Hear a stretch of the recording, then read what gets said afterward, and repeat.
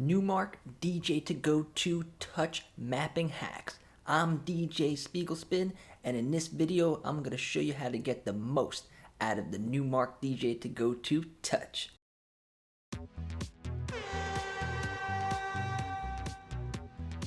Alright, so I've been doing a lot of videos comparing the different DJ controllers and letting you guys know if I would recommend you upgrading the controller that you have to get one of the new controllers like this one. And my answer is usually no. Save your money and just map the controller with the settings that you want. So with this controller over here, this one was natively mapped with NeuroMix. But if you don't have a controller that's natively mapped with NeuroMix, you could always add it in. So, especially with a controller like this is the Numark DJ2GO2 Touch. I'll leave a link down below. It's my favorite DJ controller because it's portable, affordable, and you can map the extra knobs and buttons they give you into whatever you want. So in this video, I'm going to show you guys how I would map it and which of the knobs I would let go to add in the new stuff that I would want. So let's get started right now.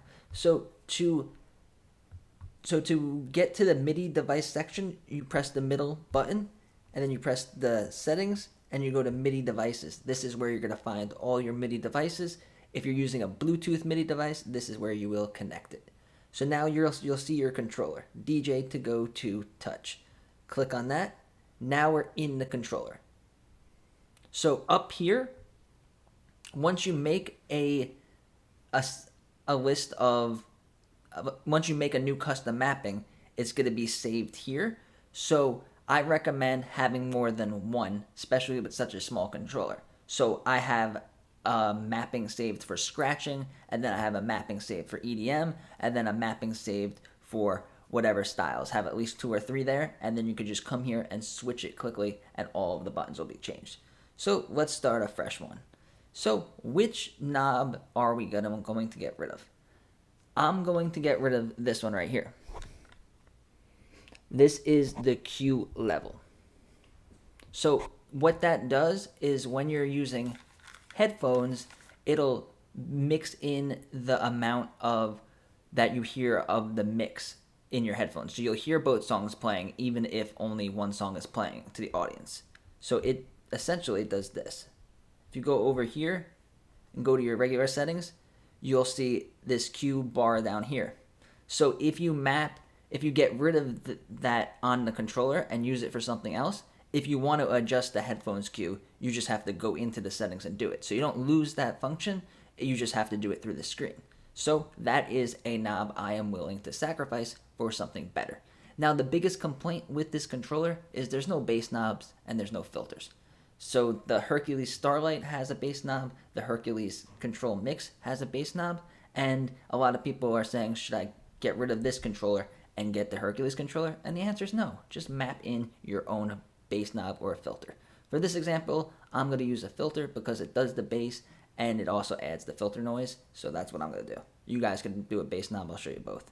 So let's go back over here. We're going to go to our MIDI device, go over here. So now if you're wondering how to find which button or knob you are adjusting, you just have to go like this. Just touch it, the button you want or the knob you want, and then there you go. It's CC12. And what it does is it controls the monitoring level. We're going to change it. So now this is going to be deck 2. So this is deck 2. So the target is what it's targeting. So it's going to control deck 2. Now, what action is it going to do?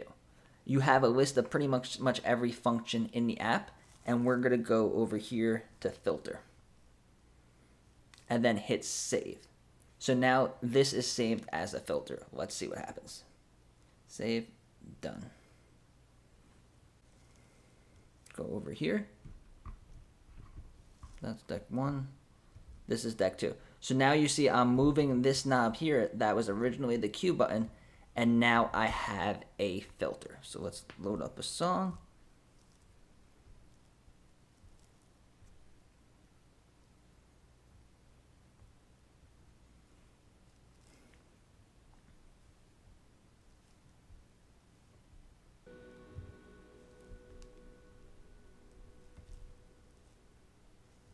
And there we go. We got a filter.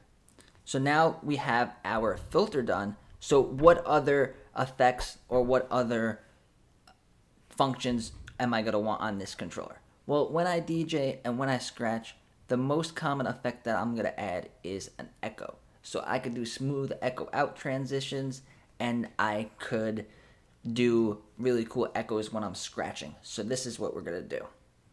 So we're going to stay with deck 2. And now we're going to use this headphones button. Because with this app, it automatically selects where the headphones is. So if you look at the top of the screen, the headphones over here is blue. And then if you move the crossfader, the other headphones will light up blue. So it automatically changes which side the headphones is on. So we don't need that button here. It's completely useless unless you like to manually change the headphones, which doesn't really make sense. So it's a useless button, but we're going to take full advantage of it. So we're going to go back to our mapping, and we're going to go to Midi devices, and now we're going to go to DJ Touch, and we're going to press that button, the headphones button. Boom. And what is it going to control? It's going to control deck 2. Go over here, and we're going to go all the way down. FX1 enabled. So now this is the tricky part, because people were asking me, how do they map specific effects into their controller?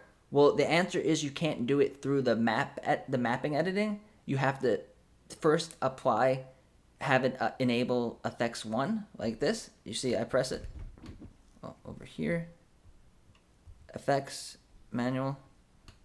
See, that first effect is on. Now it is on UFO because that's what effect is selected in the effects section. So if you want to add an echo, boom, right there, and you got an echo. So now every time you press this headphones button, you got an echo. So we have an echo, and we have a filter. So now this went from being a controller that didn't have any mixer and didn't have any effects built in, and we added a filter and we added an effects button. So now we just added 2 new features of the controller. So even if you're using different controllers, think about what you would want in the controller, and then you guys can map that in and get rid of other buttons that you don't use. So definitely play around with it. If I was to be asked what would you change in the mapping sections of the Numark DJ2GO2 Touch, it would be add a filter in over here, or a bass knob. If you wanted to do the bass knob instead of the filter, you would go over here, Midi devices, DJ2GO2 Touch, over here. And instead of filter, you're going to go to low EQ, save, done. And now we have control of the low EQ. So you guys subscribe to my channel, give this video a like, and let me know what else you guys want to learn how to do with DJ Pro. I get back to all the comments and try to make videos about all of them. Thank you.